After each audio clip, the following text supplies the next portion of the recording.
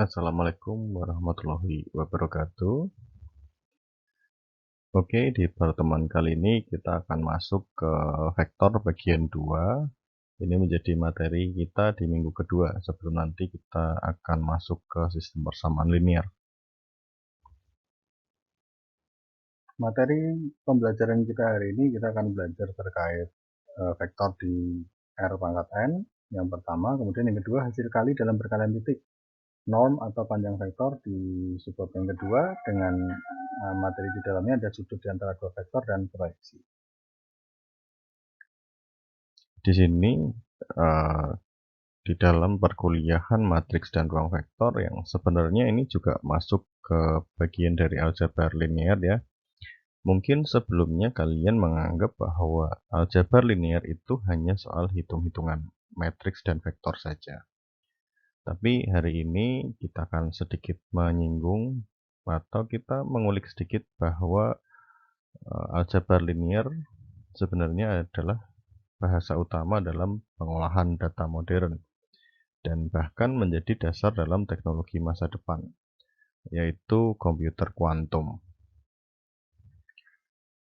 Aljabar linear bisa kita sebut juga sebagai matematika data. Kenapa? Karena data tersebut diwakili dalam bentuk vektor dan matriks. Dengan operasi aljabar linear, kita bisa menghasilkan kombinasi linear, yaitu membuat vektor atau matriks baru dari yang sudah ada. Di sini kita membicarakan ruang vektor, garis, bidang, sampai transformasi linear. Kalau kita tarik ke pembelajaran mesin atau machine learning, setiap data bisa direpresentasikan sebagai vektor dengan banyak atribut. Contohnya, data pasien mungkin berisi usia, kadar gula, tekanan darah, dan seterusnya. Nah, lalu di dalam machine learning mencoba menemukan hubungan antar variabel ini, baik linear maupun non-linear, untuk membuat prediksi. Intinya, aljabar linear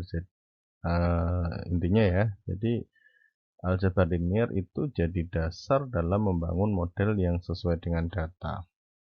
Kalau gitu nanti bagaimana penerapannya lebih jauh dalam machine learning. Data dalam machine learning selalu kita anggap sebagai vektor dimensi tinggi. Misalnya, satu pasien bukan lagi hanya punya dua atribut, tapi bisa belasan sampai ratusan atribut. Tadi kita sudah memberikan contoh, misalkan usia, data, dan lain-lain gitu ya. Nah, fungsi linear tadi diterapkan pada vektor-vektor ini untuk mengekstrak informasi penting. Dari sisi teori, aljabar linear dan dekomposisi matriks menjadi fondasi utama bagi pembelajaran mesin. Jadi kalau kita kuat di aljabar linear, kita otomatis lebih mudah memahami konsep machine learning nantinya.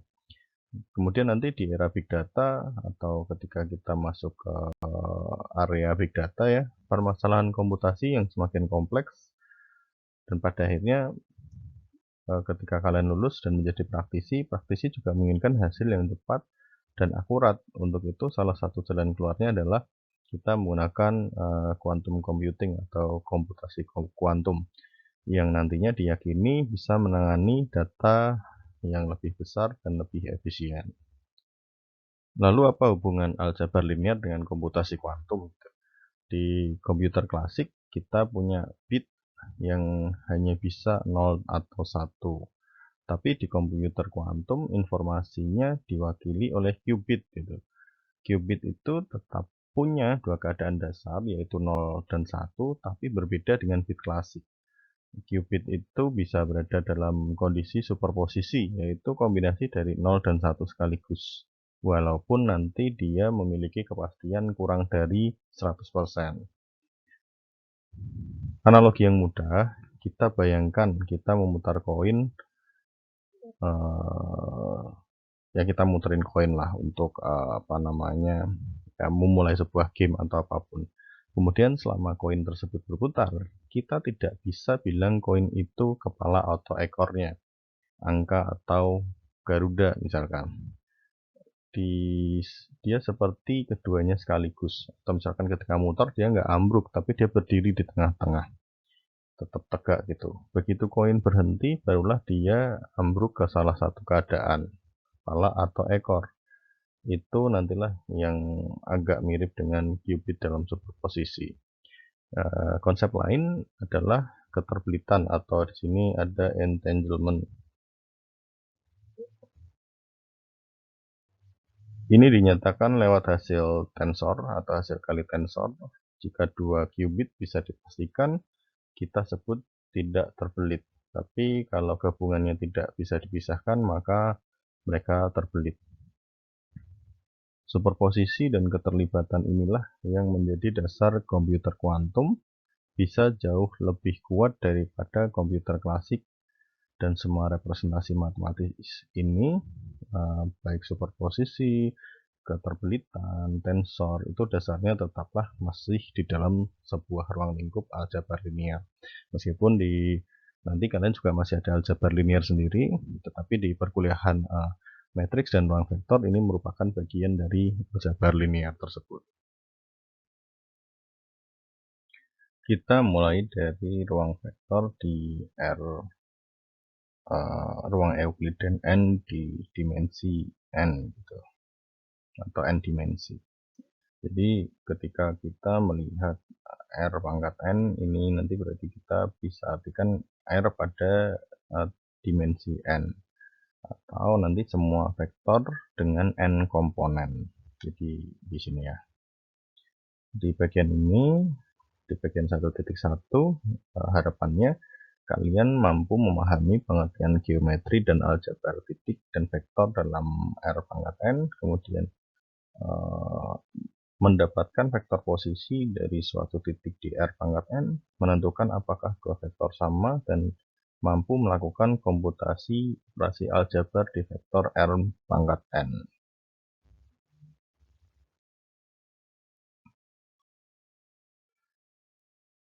Oke, sebelum kita lebih lanjut lagi membahas terkait vektor, kita coba lihat contoh soal berikut ya. Jadi di bawah ini adalah contoh soal sebuah masalah nyata tentang mengelola produksi dan permintaan barang. Coba kita lihat soalnya. Sebuah pabrik memproduksi dua jenis barang, yaitu barang A dan barang B. Untuk memproduksi barang-barang tersebut digunakan dua jenis bahan baku, yaitu bahan X dan bahan Y. Berikut adalah informasi kebutuhan bahan baku untuk satu unit barang. Yang pertama, untuk memproduksi satu unit barang A diperlukan 2 unit bahan X dan 3 unit bahan Y. Lalu untuk memproduksi satu unit barang B diperlukan 4 unit bahan X dan 2 unit bahan Y. Stok bahan baku yang tersedia di gudang pabrik adalah sebanyak X itu ada 100 unit dan Y itu sebanyak 120 unit. Jadi kalau di sini bisa kita tuliskan sebenarnya 2X plus 3Y sama dengan A. Kalau yang ini nanti berarti menjadi 4X ditambah 2Y sama dengan B. Ini untuk yang kebutuhan untuk membuat barang A dan barang B. Oke, di sini berapa unit barang A dan B yang harus diproduksi agar stok bahan baku yang digunakan bisa lebih optimal. Maka kita buatlah sebuah model matematika. Di sini masalah ini dapat dinyatakan sebagai sistem persamaan linear. Misalkan X kecil itu adalah jumlah unit barang A yang diproduksi, dan Y itu adalah jumlah unit barang B yang diproduksi. Maka sistem persamaan linear yang terbentuk adalah 2X ditambah 4Y sama dengan 100. Ini menggunakan stok bahan A, dan 3X tambah 2Y sama dengan 120, dan dia menggunakan stok bahan Y. Jadi ini kita, karena tadi di slide sebelumnya ada dua stok bahan ya, stok bahan yang X besar ini jumlahnya ada 100, dan stok bahan kecil ini ada stok bahan di Y besar ini ada 120. Jadi total barangnya atau total unitnya mengikuti persamaan yang tadi, kebutuhan stok bahan kita bisa ubah 2x tambah 4y sama dengan 100 dan 3x tambah 2y sama dengan 120. Ini perlu konsisten dari awal, kita gunakan ini dulu untuk mengerjakan atau menyelesaikan persoalan ini selanjutnya begitu. Oke, tadi kita sudah membahas tentang pembentukan persamaan linearnya ya. Jadi di sini 2x-nya tadi mewakili total bahan x yang dipakai untuk semua unit barang A, dan 4y ini adalah total bahan y yang digunakan untuk total bahan x yang digunakan untuk membuat seluruh barang B. Sedangkan yang ini sama, berarti total bahan x yang digunakan untuk bahan y yang digunakan untuk membentuk bahan x atau unit X atau unit A ya tadi ya, unit A sudah digantikan dengan X kecil. Kemudian yang 2Y ini adalah total bahan Y yang digunakan untuk memproduksi produk B dengan total stok bahan Y besar ini adalah 120. Kemudian persamaan ini dapat diinterpretasikan sebagai kombinasi linear dari vektor-vektor dalam ruang Euclidean 2 dimensi R2. Kenapa kita pakainya ruang Euclidean R2? Karena di sini kita hanya menggunakan X dan Y. Kita cuma ada 2 dimensi atau 2 variabel X dan Y. Sehingga ketika diubah ke dalam bentuk Euclidean-nya, di sini kita kumpulkan X dengan X, Y dan Y. Yang artinya ini nanti X kali 2, X kali 3, Y kali 4, Y kali 2, hasilnya adalah X sama dengan 100 dan sama dengan 120. Di sini vektor 23 dan 42 mewakili kontribusi masing-masing terhadap jenis barang terhadap penggunaan bahan baku. Kemudian yang vektor 100, 120 ini mewakili total bahan baku yang tersedia. Koefisien X dan Y adalah jumlah barang A dan barang B yang akan diproduksi. Lalu langkah selanjutnya di sini kita ada sebuah pertanyaan itu, mengapa sistem ini memiliki penyelesaian, yang artinya bagaimana sih kita membuktikan bahwa persamaan ini itu memiliki sebuah penyelesaian. Untuk mengetahui apakah sistem ini memiliki penyelesaian, maka kita perlu memeriksa apakah hasil determinannya itu 0 atau tidak. Begitu. Jadi kita perlu menuliskan sistem persamaan ini dalam bentuk matriks A dot P sama dengan B, di mana A besarnya ini adalah 2, 4, 3, 2 dan B-nya adalah XY atau 2, 3, 4, 2 dan B-nya sama dengan XY, B-nya sama dengan 100, 120. Kemudian determinan dari A sama dengan 2, 3, 4, 2. Ini caranya kayak minggu lalu kita udah nyoba ya. Ini kita kalikan silang begini, ke kanan dikurangi ke kiri, sehingga kita peroleh 2 kali 2 dikurangi 4 kali 3 sama dengan 4 min 12. Hasilnya adalah min 8. Dan hasilnya determinan A di sini berarti determinan A tidak sama dengan 0. Solusi unik tunggal karena A adalah matriks persegi 2 kali 2 dengan determinan tidak 0, maka sistem memiliki solusi tunggal yang dapat dihitung dengan metode substitusi, eliminasi, dan inverse matrix. Jadi sebenarnya sih kalau yang umum kalian pasti sudah bisa sih menyelesaikan ini dengan substitusi, eliminasi, maupun penyelesaian persamaan linear yang pada umumnya kalian sudah pelajari. Setelah tadi kita membuktikan bahwa persoalan ini memiliki penyelesaian, maka kita harus memulai untuk menghitung solusinya. Jadi di sini persamaan 2x plus 4y sama dengan 100, ini kita anggap sebagai persamaan 1, dan 3x ditambah 2y sama dengan 120, ini kita jadikan persamaan kedua gitu. Oke, langkah pertama kita akan menyelesaikan persamaan persoalan tadi dengan langkah pertamanya yaitu eliminasi salah satu variabel. Jadi kita menggunakan metode eliminasi yang teman-teman saya rasa sebagian besar pasti sudah paham lah, karena ini juga sudah berulang dari kalian SMP gitu. Ini kita coba tuliskan lagi persamaannya. 2x plus 4y sama dengan 100 untuk persamaan pertama, dan untuk persamaan kedua kita punya 3x tambah 2y sama dengan 120. Nah ini kan kebetulan koefisiennya nggak ada sama nih, 2, 3, 4, 2 gitu. Jadi kita samain dulu, kita samakan dulu salah satu. Misalkan saya di sini kalau misalkan ikuti yang kanan, berarti kan dua-duanya kita kita samain gitu. Atau yang kita pengen eliminasi adalah x-nya di sini. Di sini menambahkan koefisien x.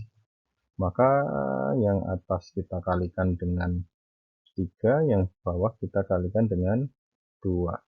Sehingga nanti kita peroleh 6x ditambah 12y, ini berarti kan 3 kali 2x, 6x, 3 kali 4y sama dengan 12y sama dengan 3 kali 100, 300. Kemudian kita punya juga 2 kali 3, 6x, 2 kali 2y sama dengan 4y, dan 120 kali 2 sama dengan 240. Nanti kan kita tinggal mengurangkan aja sih ya. Maka ini hilang, kita tinggal punya 12 dikurangi 4, kita punya 8y, sama dengan 300 kurangi 240, kita punya 60. Maka y-nya sama dengan 7,5 di sini. Kemudian y bolehlah kita substitusikan ke salah satu, misalkan ke persamaan 1 atau persamaan 2. Misalkan di sini kita substitusikan ke persamaan 1, kita udah punya y sama dengan 7,5 ya tadi ya. 7,5 kita substitusikan ke persamaan 1 di 2x tambah 4y sama dengan 100. Maka disubstitusikan aja, 2x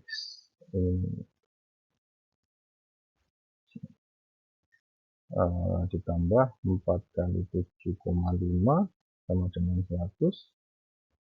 Ya ini ngikutin yang posisi ini juga boleh. Maka 2x tambah 30 sama dengan 100, sehingga 2x sama dengan 70, x sama dengan 35. Gitu, kita selesaiin aja boleh lah. 2x ditambah 30 sama dengan 100, kemudian 2x sama dengan 100 dikurangi 70,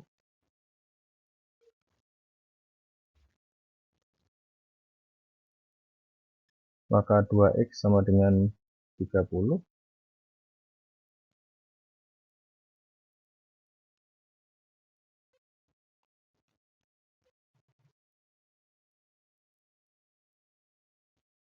Saya salah nulis ini ya, saya salah nulis.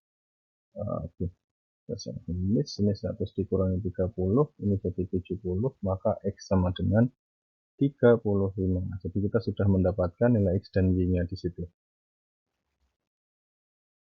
Sehingga dari hasil eliminasi tadi kita bisa menyimpulkan bahwa untuk mengoptimalisasi jumlah stok bahan untuk menjadi produk, maka barang A yang harus diproduksi itu sebanyak 35 unit, dan barang B yang harus diproduksi adalah 7,5 unit.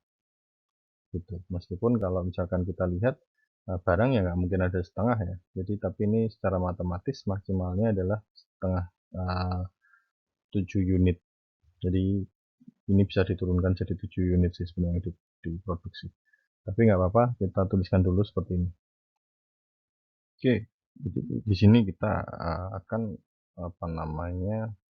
mencari lagi penjelasan mengapa solusi ini tunggal. Kalau tadi kan hasil eliminasi itu masih nggak kelar gitu ya, karena untuk yang B itu nilainya 7,5, jadi masih kurang cocok gitu.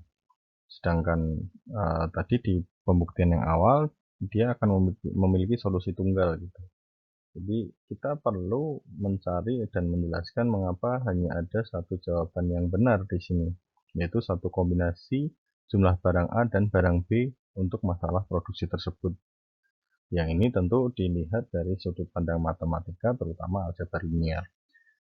Kemudian jika tadi kan kita sudah menghitung determinannya. Determinannya tidak sama dengan 0. Di sini kita punya nilai determinannya sama dengan min 8. Sehingga persamaan yang diwakilinya pasti akan memiliki satu solusi yang unik nanti. Jadi di sini dikatakan juga bebas linier.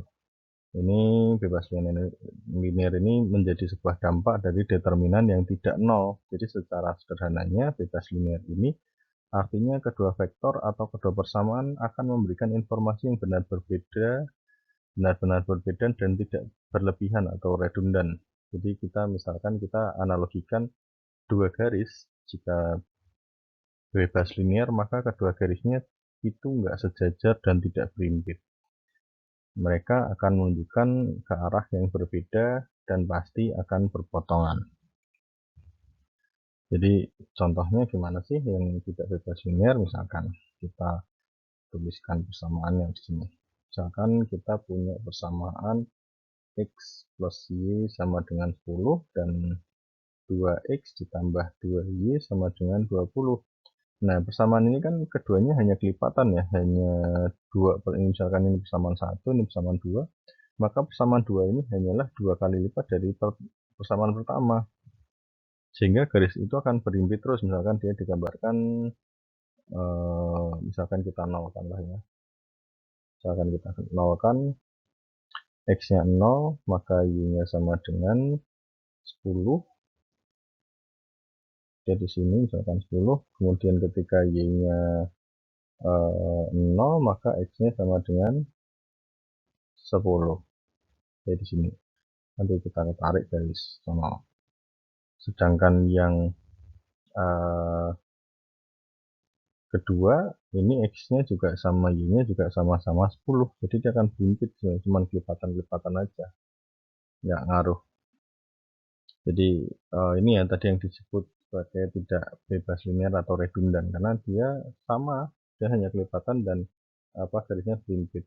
Jadi nanti kita harus mencari secara geometris ya, terutama karena persamaan ini bebas linier, jadi kita perlu mencari gitu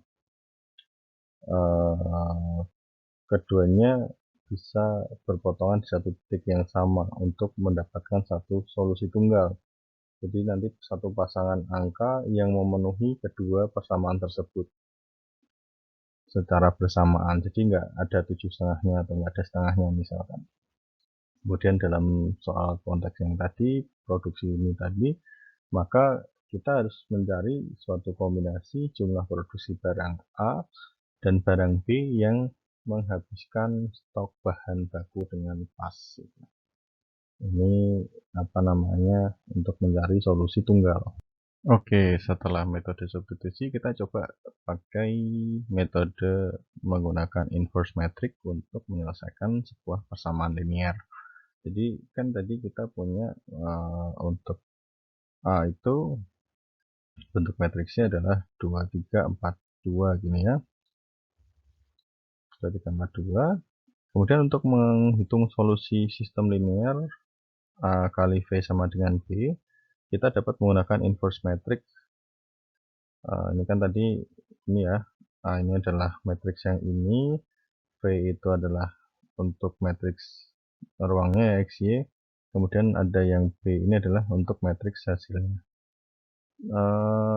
Kemudian kita gunakan inverse. Kalian harus mengingat bahwa inverse itu disimbolkan dengan A pangkat min 1 atau matriks pangkat min 1. Maka V sama dengan A pangkat min 1 atau A inverse dikalikan dengan B. Ini untuk matriks 2 kali 2, kita bisa menghitung menggunakan persamaan ini, nanti bisa didapat A inverse sama dengan seper determinan A dikalikan dengan D min C min B A. Jadi ini ditukar ya, ini ditukar, kemudian yang di arah kiri ini diubah menjadi negatif. Kemudian artinya kita bisa mensubstitusikan aja. Ini berarti A-nya sama dengan 2, B-nya sama dengan 4, C-nya sama dengan 3, dan D-nya sama dengan 2. Maka determinannya tadi sudah kita peroleh, ini min 8. Maka untuk A inverse itu kita peroleh 1 per min 8 dikalikan dengan matriks 2 min 3 min 4 2 di sini sama dengan min 1/4 3 per 8 1/2 dikali min 1/4. Ini jadi seperti ini. Kemudian untuk menghitung hasil atau menyelesaikan persamaan linear tadi, maka kita akan mengalihkan V sama dengan A min 1 kali B. Kita substitusikan. Ya, inverse-nya ini kan dimensinya 2 kali 2, sedangkan yang B ini dimensinya adalah 2 kali 1, 2 baris 1 kolom. Maka nanti hasil kalinya, berarti kan hasil kali 2 kali 2, matriks 2 kali 2 dikalikan dengan 2 kali 1, nanti kita akan peroleh matriksnya berdimensi 2 kali 1. Yang ini hilang. Gitu. Maka bagaimana kita menghitungnya? Kita menghitungnya, ya ini disusun dulu aja lah. Susun dulu. Jadi V sama dengan seperti ini. Di slide sebelumnya kita punya hasil perhitungannya seperti ini. Kita coba tuliskan lagi, min 1/4 3 per 8 setengah min 1/4 dikalikan dengan 120. Maka untuk menyelesaikannya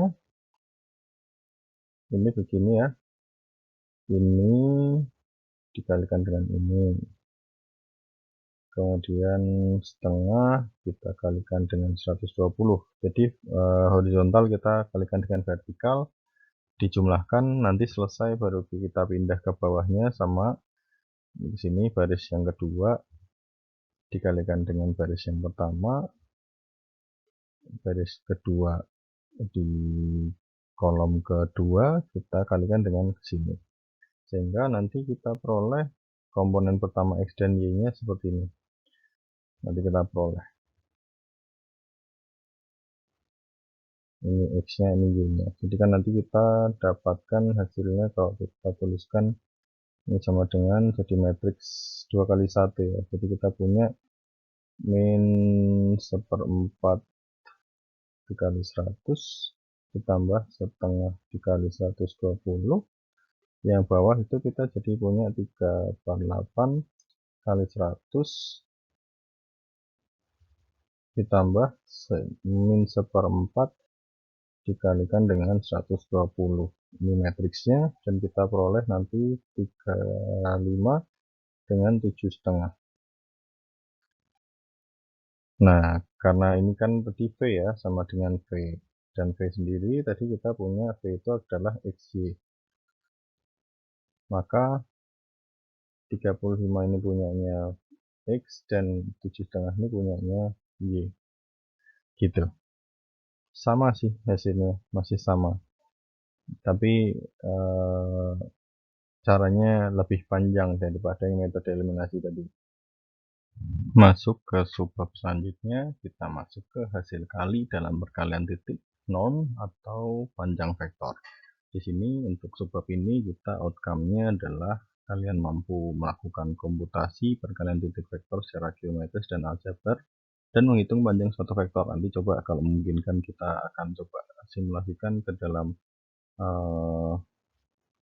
program gitu. Kemudian mampu menggunakan sifat perkalian titik termasuk pertidaksamaan Cauchy-Schwarz dan segitiga untuk membuktikan lebih lanjut persamaan dan pertidaksamaan. Yang C mampu melakukan pernormalan suatu vektor, D mampu menentukan sudut di antara dua vektor dan menyimpulkan apakah dua vektor ortogonal. Yang E mampu menghitung proyeksi skalar dan vektor dari suatu vektor ke vektor lainnya. Yang F mampu melakukan dekomposisi vektor menjadi komponen ortogonal. Oke, kita langsung masuk ke contoh perkalian skalar dengan vektor. Di sini misalkan kita punya sebuah vektor 18,5, 24, dan 15,95 di R pangkat 3. Ini mewakili harga 3 item toko. Kemudian misalkan toko dibebankan 7,4 seperempat pajak penjualan, maka kita dapat menghitung pajak atas 3 item yang menghasilkan vektor pajak penjualan sebagai berikut. Jadi kita konversi dulu di sini 7/4% itu kan berarti kita punya 7,25 dibagi dengan 100 ya. Jadi kita punya 0,0725. Oke,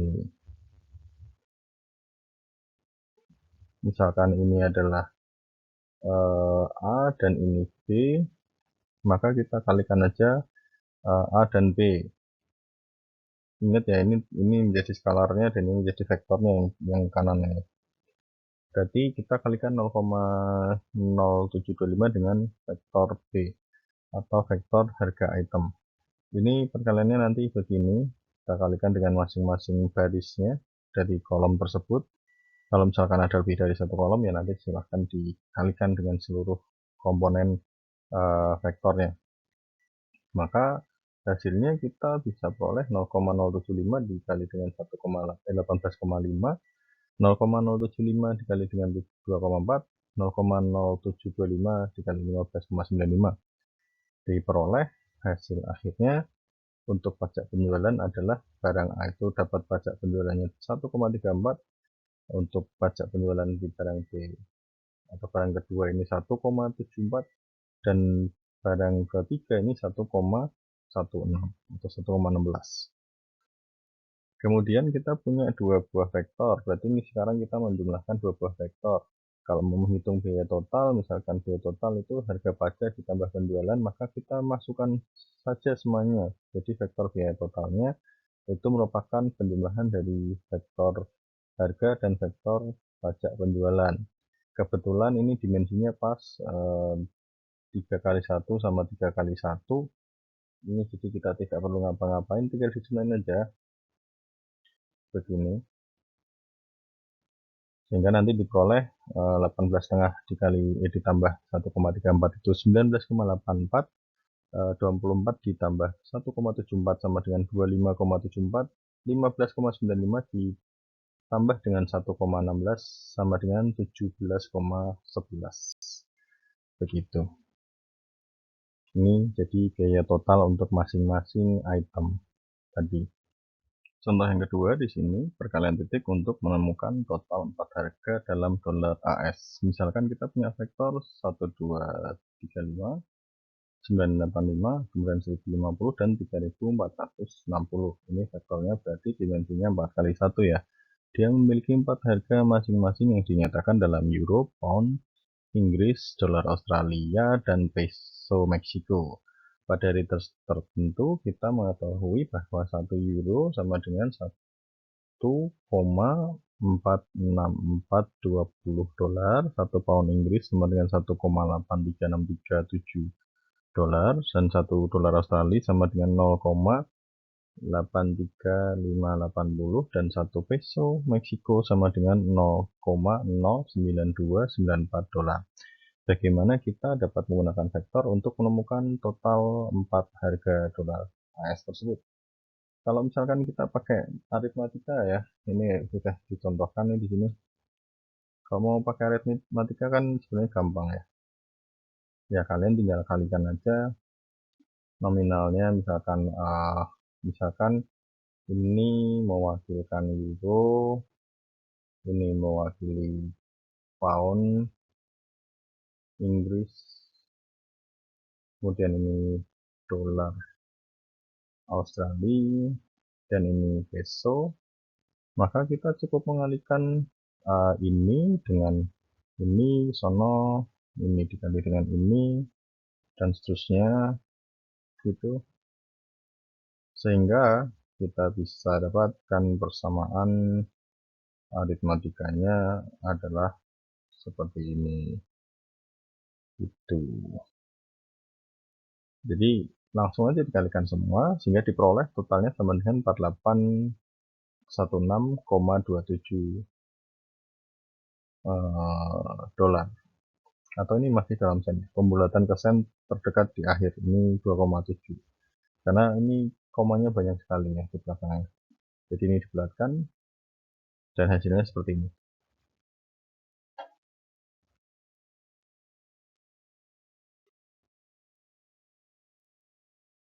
Kemudian kalau misalkan kita mau menggunakan vektor matrix di sini, ya kita tuliskan saja vektornya. Kita berarti punya dua buah matrix atau vektor harga. Yang pertama dan yang kedua adalah vektor nilai konversi. Kebetulan di sini kita sama-sama punya matrix dengan dimensi 4,1 ini sama. Jadi untuk perkalian dotnya nanti kalian cukup pengalikan ke sini aja. Sehingga ini hasil akhirnya ketika dioperasikan ya hasilnya sama kayak kalian menuliskan persamaan aritmatika tadi, tapi ini dalam bentuk matrix vektornya gitu. Dalam bentuk vektornya seperti ini. Hasilnya juga sama. Jadi di sini kita bisa menyatakan bahwa perkalian antara x dan y, di sini ada vektor x dan y gitu, x dan y, dan kita akan mengalihkan menggunakan perkalian titik atau Euclidean di situ, maka kita akan mendapatkan x1 kali y1, x2 kali y2, dan seterusnya sampai xn kali yn gitu. Ini jadi persamaan umumnya kalau misalkan kalian menemukan perkalian dot. Jadi notasi perkalian tadi ya kita udah bahas ya. Jadi misalkan kita punya contoh di sini, kita punya persamaan 3x dikali 4y sama dengan 5. Tadi kan di awal pertemuan kita juga sudah membahas sedikit terkait sistem persamaan linearnya yang diubah menjadi vektor. Nah di sini kita coba dia kan menjadi sebuah persamaan garis lurus di R pangkat 2 ya. Jadi dia di dua vektor di dua dimensi gitu. Maka kita bisa mengubah menjadi vektornya 3x plus 4y menjadi 3, 4, dan x, y gitu. Ini nanti sama aja persamaan linear kan, x dot b, nah a dot x sama dengan b, dimana hanya itu bisa jadi banyak komponen mulai dari A1 sampai A ke N, dia merupakan elemen dimensi R pangkat N, kemudian X itu adalah X1 sampai X pangkat N. Ini menjadi vektor koefisien karena nggak punya nilai atau nilainya belum kita ketahui, sedangkan yang AX ini menjadi vektor kebaliknya saya. Ini menjadi vektor variabelnya dengan XY. Yang X ini vektor koefisiennya ini. Yang A1 dan seterusnya.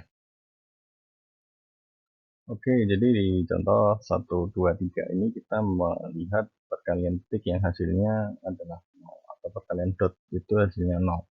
Jadi misalkan kita punya dua buah matriks atau dua buah vektor U dan V, di R2 diberikan oleh U-nya sama dengan 4 min 2 dan V-nya sama dengan 3 sama 6, maka U dot V sama dengan 4 min 2 didot dengan 3, 6. Sama dengan 4 min 3 ditambah 2, 6, sama dengan min 12 kali ditambah 12, hasilnya 0. Nah, ketika U dot P ini sama dengan 0, maka ini sebenarnya menunjukkan bahwa dia saling tegak lurus. Ini juga nanti erat kaitannya dengan keortogonalan. Jadi kalau suatu vektor dikatakan ortogonal itu nanti jika dia hasil dotnya atau hasil perkalian dot dua vektornya sama dengan 0, dia ortogonal. Tadi di awal slide atau di awal materi kita membahas juga yang namanya bebas linear. Agak beda dengan bebas linear. Kalau bebas linear itu yang penting dia tidak berhimpit, tapi sudutnya tidak harus 90. Dia bisa membentuk sudut berapapun asal tidak 0 sama 180 karena dia sejajar dan berimbang. Begitu. Jadi itu adalah konsep yang membedakan antara keortogonalan dengan bebas linear. Yang pasti kalau kita bilang keortogonalan maka dia tepat di 90 derajat. Sudut yang terbentuk antara uh, vektor V dan vektor U-nya. Jadi kalau kita lihat di sini, ini vektor V 3,6 dan vektor U 4,2, dia tepat 90 derajat. Maka dia juga disebut sebagai vektor yang ortogonal. Saling ortogonal gitu. Contoh selanjutnya di sini adalah perkalian titik dari dua vektor yang sama. Jadi misalkan kita punya vektor V dari R3, R3, kemudian kita ingin melakukan perkalian dot antara V dan T. Maka kita punya V dot V sama dengan 123 dikali 123. Ini kita matriks V-nya diberikan nilai 123 gitu. Kemudian hasil perkaliannya maka 1 kali 1 ditambah 2 kali 2 ditambah 3 kali 3 kita peroleh V-nya sama dengan 14. Jadi yang perlu diperhatikan di sini bahwa hasil perkalian titik V dot V itu lebih dari 0, jadi dia tidak ortogonal ya. Untuk sembarang vektor yang tidak 0 maka V itu elemen dari R pangkat N. Dengan demikian cukup beralasan bahwa kita menyatakan bahwa panjang vektor atau sering juga kita sebut dengan norm dari V ditulis nanti atau didefinisikan di persamaan di slide selanjutnya. Norm atau panjang vektor ini nanti kita sebenarnya udah sering gunakan. Misalkan ada vektor V, maka normnya itu kita menuliskannya dengan tanda mutlak V, itu untuk normnya. Jadi ini kalau misalkan kita punya matriks atau vektor pada R pangkat 2 dan ini R pangkat 3, maka kalau R pangkat 2 norm dari V-nya atau panjang vektor dari V-nya itu adalah akar V1 kuadrat ditambah V2 kuadrat. Sedangkan untuk norm pada R pangkat 3 atau 3 dimensi, maka semua komponen vektornya dikuadratkan kemudian diakar. Maka ada V1 kuadrat ditambah V2 kuadrat ditambah V3 kuadrat. Sehingga kita bisa definisikan bahwa panjang vektor atau norm dari V ini didefinisikan dengan akar V dot V. Nanti kita peroleh persamaannya ini. Ini sudah umum kalian ketahui, kita minggu lalu juga sudah belajar juga. Ini cuma mengulang sedikit. Ini ada beberapa sifat dari pengoperasian perkalian dot ya, UV, PU ini bisa dilihat, nanti bisa dicatat lagi, nanti kita bisa lihat selanjutnya aplikasinya.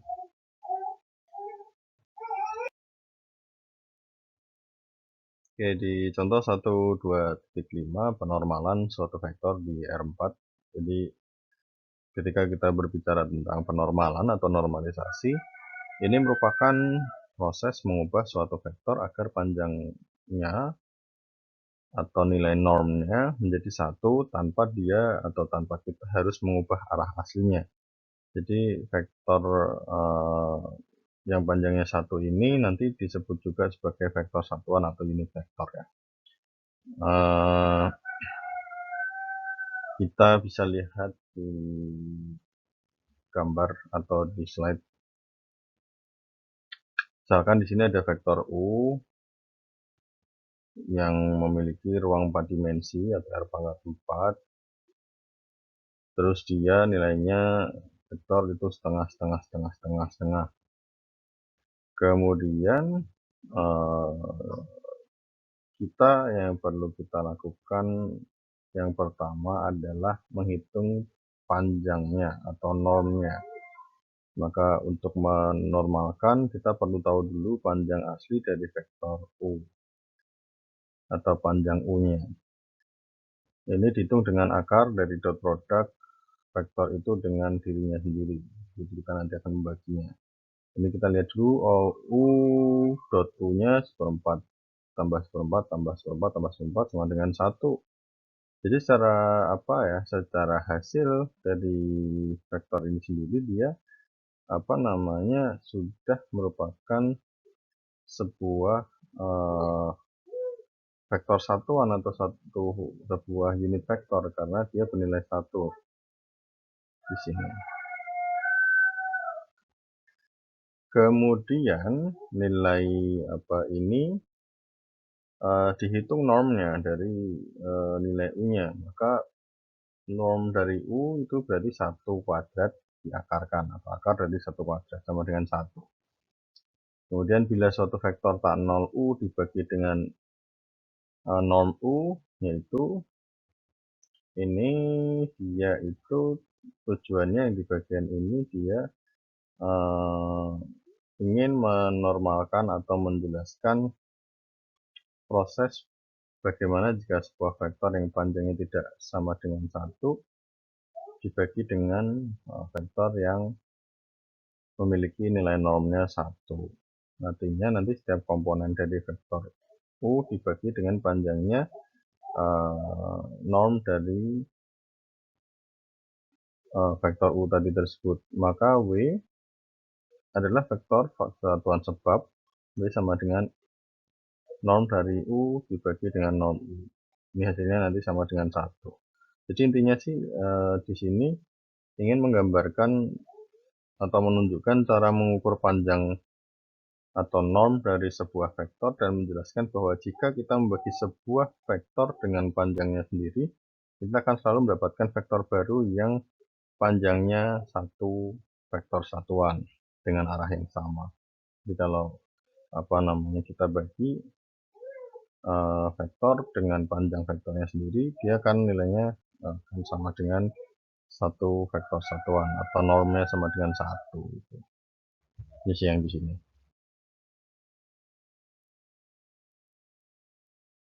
Oke, kita lanjut ke contoh selanjutnya, penormalan vektor di R pangkat 3. Jadi di sini ada vektor V sama dengan 111, maka ini menunjukkan bahwa dia itu dari titik pusat 000 ke titik 111 di ruang 3 dimensi. Yang pertama kita perlu lakukan adalah kita harus menghitung norm atau panjang dari vektor V-nya. Kita kan bisa hitung. Cara yang paling mudah ya tadi sudah ada, berarti V untuk normnya itu adalah akar dari 1 kuadrat ditambah 1 kuadrat ditambah 1 kuadrat. Maka kita peroleh akar 1 tambah 1 tambah 1. Ini sama dengan akar 3. Kemudian ini ya, jadi kita dapat akar 3 di sini dari sini. Jadi panjang vektor V itu adalah akar 3. Kemudian kita buat vektor satuan W, kita harus membagi setiap komponen vektor V tadi, setiap komponen vektor V dengan nilai normnya tadi, nilai panjangnya atau dengan panjang vektornya. Maka kita bisa tuliskan 1/3 ini dari norm V-nya atau panjang V-nya dikalikan dengan vektor V. Semua komponen vektor V-nya itu 1, 1, 1, 1. Maka ini sebenarnya kan nanti bisa kekalinya ke sini, ke sini, dan ke sini. Kita peroleh W itu nanti nilainya 1 akar 3, 1 akar 3, 1 per akar 3. Ini nilai vektor V-nya. Untuk verifikasi panjang W, ini kenapa bisa begini? Ya silahkan nanti misalkan mau kita hitung panjangnya, hitung panjang W-nya bisa dihitung satu per satu ya, berarti kita punya W sama dengan akar per akar 3 kuadrat ditambah per akar 3 kuadrat tambah per akar 3 kuadrat. Maka kita peroleh per 3. tambah sepertiga tambah sepertiga. Jadi 1 dikuadratin 1, akar 3 dikuadratin akar 3, dan seterusnya ya. Sehingga ini kan sepertiga tambah sepertiga tambah sepertiga, ini menjadi 1/1. Maka panjang W di sini menjadi 1. Gitu ya. Sekarang kita masuk ke sudut di antara dua vektor. Jadi di gambar ini kita punya dua buah vektor, yang pertama vektor V dan yang satu lagi vektor U. Di mana vektor V ini terdiri dari komponennya adalah V1 dan V2, dan untuk vektor U ini ada U1 dan U2. Jadi di sini sudutnya dihitung berlawanan arah jarum jam, sehingga kalau misalkan kita mau tahu berapa sudut untuk vektor U, maka dia sudutnya sebesar V terhadap sumbu X ya. Kemudian untuk yang vektor V terhadap sumbu X-nya sudutnya adalah A. Sehingga sudut antara vektor U dan vektor V ini nilainya sebesar theta. Nah, theta ini diperoleh dari A dikurangi B. Sudut A dikurangi sudut B. Nah, ini ada simbol-simbol lagi ya. U sama dengan U1, U2 tidak sama dengan 0. Ini di ruang 2 dimensi. Begitupun untuk yang V, ini V1, V2 tidak sama dengan 0, R pada ruang 2 dimensi. Kemudian untuk cos θ-nya kita untuk mengetahui cos θ, maka dia sama dengan cos A min cos B atau cos A min B di sini. Ini bentuk lainnya nanti kita ubah menjadi cos A cos B plus sin A sin B. Ini nanti silahkan dipelajari di trigonometri. Saya tidak akan menguraikan secara detail perubahan cos A cos A min B ini menjadi cos A cos B tambah sin A sin B itu nanti saja. Lalu untuk cos A sendiri, kenapa dia bisa berubah menjadi V1 per norm dari V? Ini karena apa? Ini segitiga ya. Ini kan kalau misalkan segitiganya ke sini, misalkan yang V dulu deh. Yang V kan ini dia ke sini. Maka hubungan cosnya itu kan, atau hubungan sinnya kan berarti tinggal nilai V1 V2-nya gitu ya. V1-nya berapa, ini V1, maka ini V2. Terus untuk yang cos berarti kan dia hubungannya antara ini kan nanti kalau dibikinin V normnya atau V mutlaknya di sini ya. Sedangkan yang untuk U-nya itu menjadi sisi miringnya di sini. Sehingga cos A itu bisa kita peroleh dari V1 dibagi dengan V normnya atau panjang V. Sedangkan U1 itu bisa diperoleh dari bukan, yang cos B bisa diperoleh dari U1 dibagi dengan panjang U. Dan seterusnya nanti untuk yang sin kita pakai V2 per panjang V dikali dengan sin B U2 dibagi dengan panjang U. Sehingga nanti persamaan yang di sini kita bisa ubah menjadi seperti ini. Karena sama-sama penyebutnya itu adalah UV. Jadi U1 V1 ditambah U2 V2 sama dengan U kali V dibagi dengan panjang U dikali panjang V. Ini adalah pembentukan awalnya. Ini persamaannya nanti berarti yang perlu kalian catat adalah cos theta sama dengan U dot V per panjang U dikali dengan panjang V.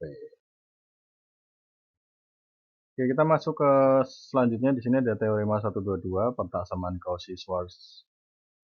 Jadi dicontohkan bila ada dua buah vektor, yang pertama vektor U dengan U sama dengan U1, U2 sampai U ke N, kemudian dan V, V1, V2 hingga V ke N. Di sini adalah dua vektor sebarang di Rn, maka nilai mutlak dari U dot P kurang dari sama dengan panjang U dikali panjang V. Ini diperoleh dari tadi cos theta sama dengan U dot T dibagi nilai mutlak dari bukan nilai mutlak, cos theta sama dengan U dot T dibagi panjang U dikali panjang V. Karena nilai cos itu ada di rentang min 1 sampai dengan 1, maka petak samaan ini menjadi U dot P dibagi panjang U kali panjang V lebih dari sama dengan min 1 kurang dari sama dengan 1, atau min 1 itu tadi bisa diperoleh dari mana? Min 1 bisa diperoleh dari panjang U dikali dengan panjang V. Jadi min panjang U kali panjang V atau U dot V, nah di sini U dot V lebih dari sama dengan min panjang U dikali panjang V kurang dari sama dengan plus panjang U dikali panjang V. Jadi itu nanti bisa disederhanakan menjadi yang ini. Kita pakai langsung aja. Kemudian yang perlu kita tekankan kemudian adalah ini ya. Kalau misalkan kita punya seperti ini berarti ini adalah nilai mutlak dari U. Sedangkan kalau ini adalah panjang dari vektor U. Begitu. Kemudian dalam bidang analisis lanjut dan statistika, pertak samaan Cauchy-Schwarz sering digunakan dalam bentuk nilai mutlak dari UV, atau enggak kita baca dari sini juga boleh sih. Nilai mutlak dari UV1, U1V1 tambah U2V2 tambah titik-titik-titik sampai UNVN kurang dari sama dengan U1 kuadrat tambah U2 kuadrat dan seterusnya. Ini akar ya, pangkat setengah dikali dengan V1 kuadrat ditambah V2 kuadrat ditambah seterusnya sampai Vn kuadrat pangkat setengah. Ini bisa menjadi persamaan statistik yang sering digunakan yang lainnya. Nih, jadi ini ya. Setelah kita belajar teorema tentang pertidaksamaan Cauchy-Schwarz tadi, sekarang kita masuk juga ke dalam pertidaksamaan Minkowski. Jadi di sini diberikan sebarang U dan V di dalam elemen dimensi R pangkat N, maka berlaku, ini kita ikutin aja ya, nggak usah nurunin lah, kita pakai aja yang ini. Panjang dari U plus V kurang dari sama dengan panjang U ditambah panjang V. Ini nanti dari pertidaksamaan Minkowski juga bisa diturunkan menjadi cos theta sama dengan U dot V per panjang U dikali panjang V. Lalu ada definisi 122 di sini, sudut antara U dan V.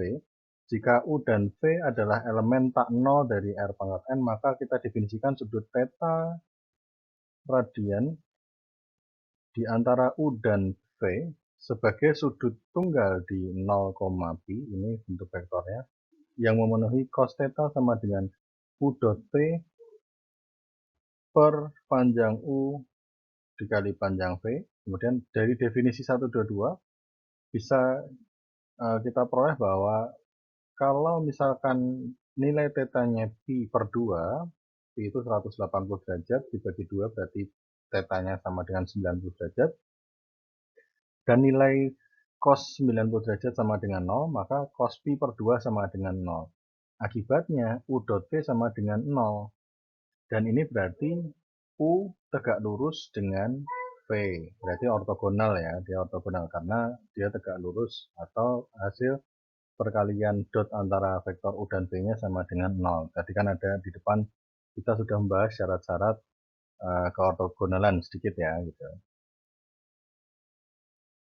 Kita masuk ke contoh-contoh soal sekarang. Dapatkan nilai X dan Y di R yang memenuhi untuk vektor X 3 sama dengan 2X plus Y. Ini ya. Maka untuk mengerjakan soal ini, sebenarnya kalian bisa tinggal ke sini aja sih. X-nya berarti sama dengan 2, 3 sama dengan X plus 3Y. Jadi kan X sama dengan 2, berarti di sini nanti dapat 2. Sedangkan yang di sebelahnya 3x 3 sama dengan X plus 3 plus Y, ini bukan plus 3Y ya, maka kita tinggal substitusikan saja, berarti 3 sama dengan 2 plus Y, maka Y sama dengan 1 gitu. Lalu untuk yang vektor U dan V di sini 5, 4, 1, kemudian V sama dengan 1 min 2 dan 3. Ini perintahnya apa? Dapatkan U dot V dan simpulkan hasilnya. U dot V ya tinggal ini kali ke sini, ini kali ke sini, ini kali ke sini, kita peroleh U dot V sama dengan 5, 4, 1, kita dotkan dengan 1 min 2 dan 3. Nanti kita peroleh U dot V sama dengan 5 dikali 1 ditambah 4 dikali dengan min 2 ditambah 1 kali 3. Dan akhirnya nanti kita peroleh 5 min 8 plus 3 sama dengan 0.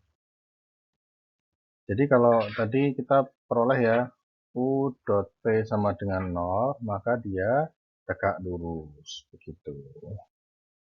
Contoh yang ketiga, di sini kita disuruh menggunakan pertidaksamaan Minkowski di poin 1, 2, 3 tadi untuk membuktikan bahwa panjang U min panjang V kurang dari sama dengan atau tidak pernah lebih dari atau tidak pernah lebih besar daripada panjang U min V. Dipenuhi untuk setiap UV elemen R pangkat N. Jawab dengan menggunakan pertidaksamaan Minkowski 1, 2, 3 kita memiliki bla bla bla bla bla. Ini agak sulit untuk memahaminya, cuman kita coba uraikan sedikit-sedikit. Jadi yang perlu kita lakukan pertama adalah kita uraikan dulu komponen dari panjang U. Jadi kalau panjang U ini kita boleh tuliskan sebagai panjang U min V ditambah V. Ini sebenarnya nggak ngaruh. Artinya kita mengubah bentuk seperti ini kan kalau misalkan ini kita kasih angka ya, analogi aja ya. 5 sama dengan 5 min 2 ditambah 2. Sehingga penambahan angka min 2 dan plus 2 ini sebenarnya tidak berpengaruh terhadap nilai panjang dari U sendiri tersebut.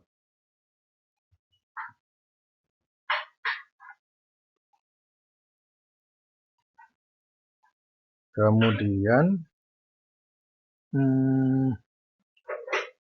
kita akan menerapkan pertidaksamaan Minkowski-nya.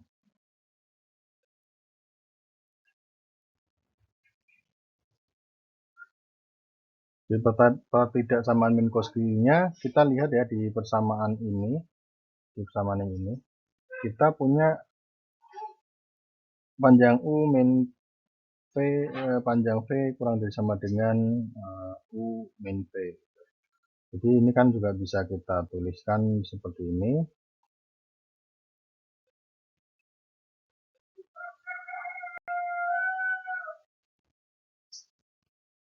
Ini pindah ke kanan.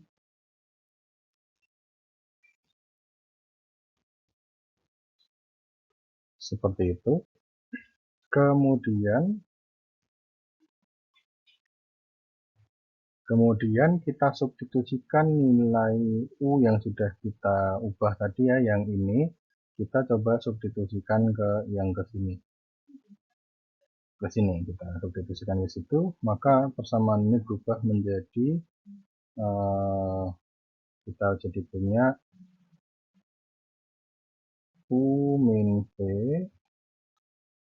plus V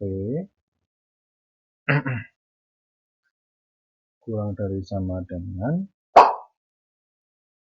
U min V plus panjang V.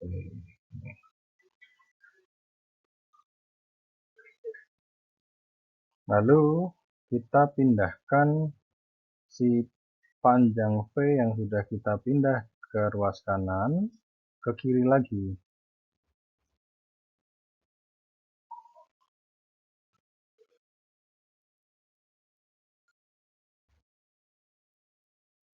Jadi ini kita bisa tuliskan U min V plus V plus V.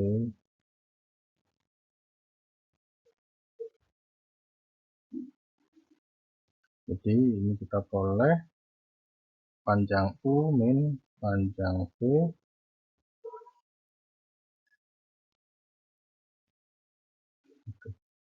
ya, sama aja sebenarnya, cuma bolak-balik aja, cuma substitusi satu persamaan aja.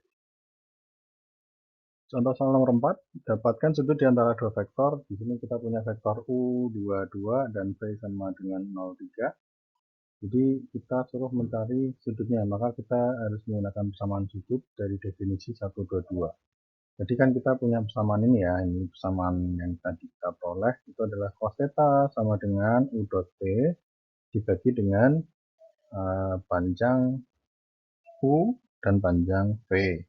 Kalau misalkan mau kita tuliskan satu-satu. U dot V nya berapa? U dot V, maka kita punya 22 itu dot dengan 03, maka kita punya 2 kali 0 ditambah 2 kali 3, maka kita punya U dot V ini sama dengan 6. Kemudian untuk panjang U berarti kita akan menggunakan kuadrat, akar kuadrat dari vektor U1 dan vektor U2. Kita punya 2 kuadrat tambah 2 kuadrat. Ini nanti kita punya akar dari 4 tambah 4, maka U-nya sama dengan akar 8. Untuk yang V, ini kita punya akar 0 ditambah 3 kuadrat, maka kita punya akar 0 ditambah 9. Maka untuk yang V kita akan sama dengan akar 9, dan yang V, panjang V-nya sama dengan 3. Nanti kita masukkan ke persamaannya, kan sudah dapat semua. Berarti kan kalau mau ditulis nanti cos theta sama dengan 6 per akar 8 dikali dengan 3, atau 6 per 3 akar 8. Ini cos theta-nya.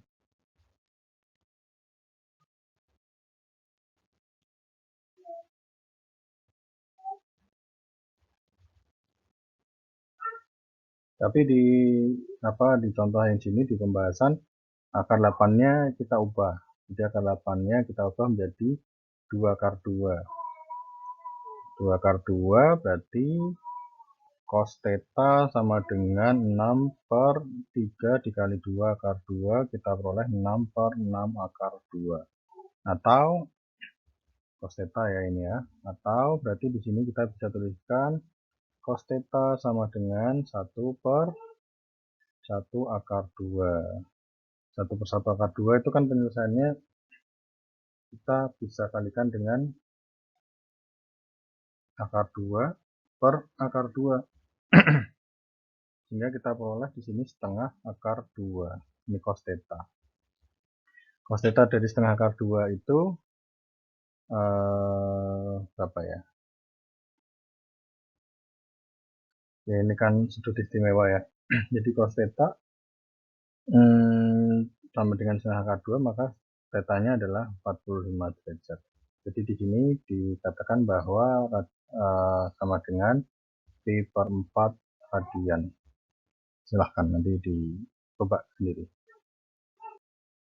Oke, di sini kita lihat gambar ya. Di sini ada sebuah vektor, yang satu vektor P dan satu vektor U, yang dia membentuk sudut sebesar P, dan vektor U ini juga tidak bernilai 0,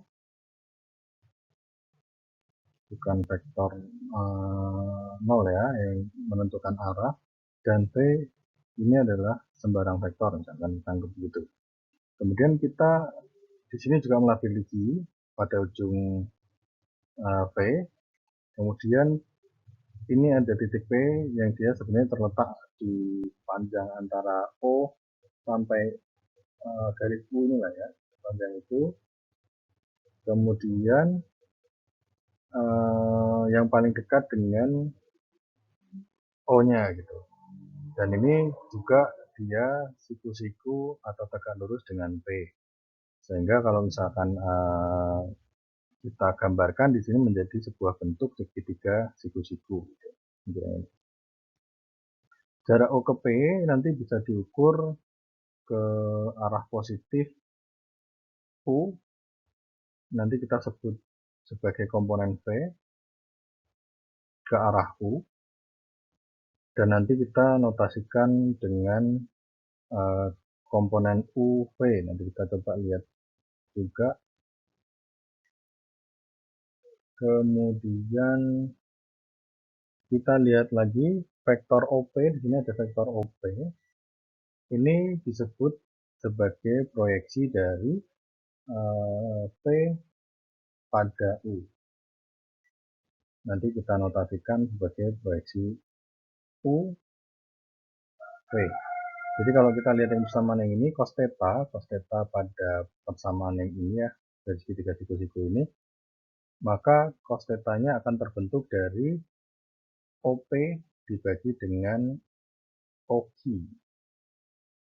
Maka ketika OP-nya kita belum tahu besarnya berapa, dan V ini kita bisa, OQ ini bisa kita dapatkan dari panjangnya V, maka kita bisa tuliskan cos theta sama dengan vektor OP dibagi dengan panjang V. Maka boleh kita ubah persamaannya menjadi OP sama dengan panjang V kali cos theta. Ini kita tuliskan lagi, OP sama dengan V kali cos theta, dan cos theta-nya kita substitusikan dari persamaan yang tadi, di 121 tadi ya. Jadi panjang V, karena ini memang ada panjang V, cos theta-nya kita substitusi dengan persamaan U dot T per panjang U dikali panjang V. Sehingga persamaan ini kan bisa saling menghilangkan. Samaannya menjadi OP sama dengan U dot P dibagi dengan panjang U.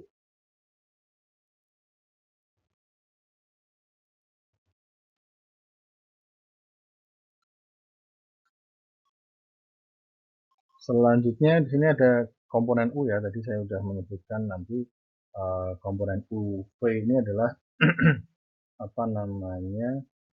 jarak O ke P yang jadi panjang P yang diproyeksikan ke sumbu U gitu, atau di garis U. Ini komponen U-nya, kemudian nanti ketika kita ubah menjadi notasi proyeksi U, kita pakai aja lah persamaan ini langsung jadi aja, kita tidak usah membuktikan proyeksi U V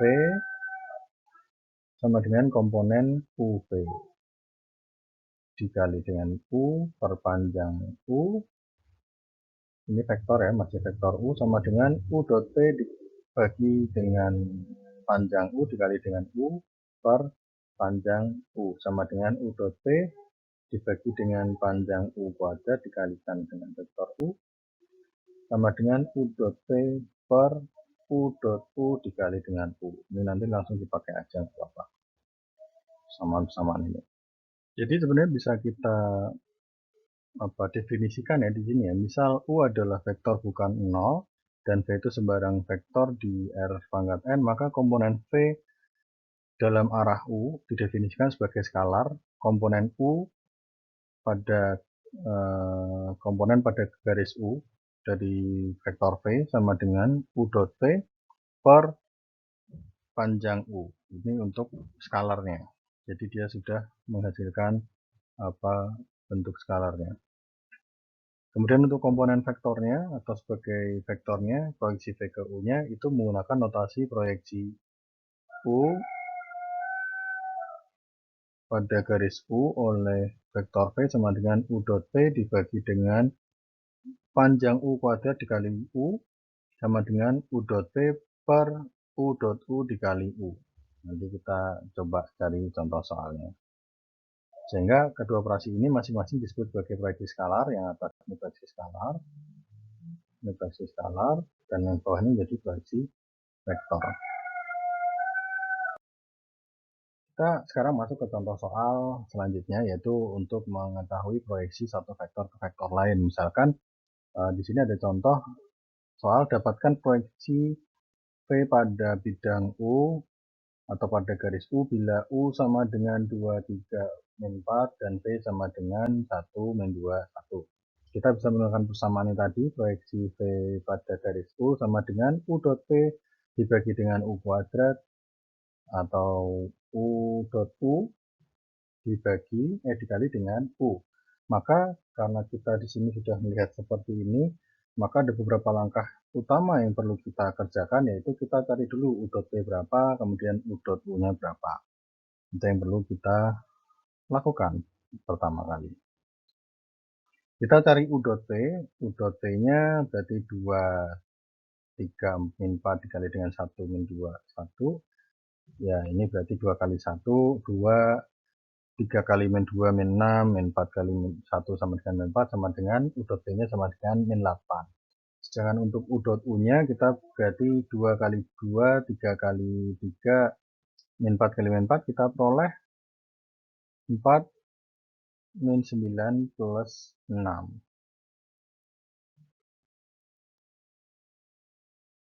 Sama dengan 29.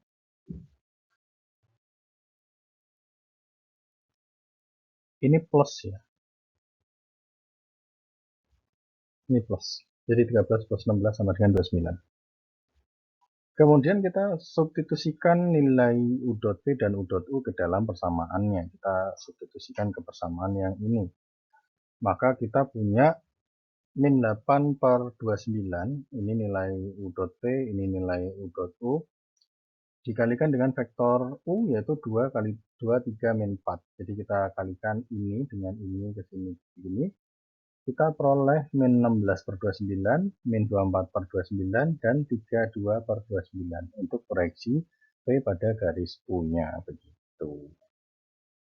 Oke, jadi cukup sekian untuk pertemuan kita kali ini. Hari ini kita sudah membahas tentang vektor R pangkat N, pendahuluannya, kemudian juga kita sudah mencoba untuk belajar terkait hasil kali, terutama perkalian titik, norm, dan panjang vektor gitu. Tadi juga kita sudah mengkaji tentang sudut di antara dua vektor dan proyeksi ya.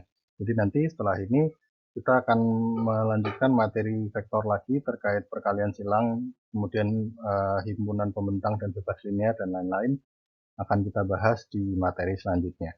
Saya ucapkan terima kasih atas partisipasi dan perhatiannya. Selamat pagi semuanya. Assalamualaikum warahmatullahi wabarakatuh.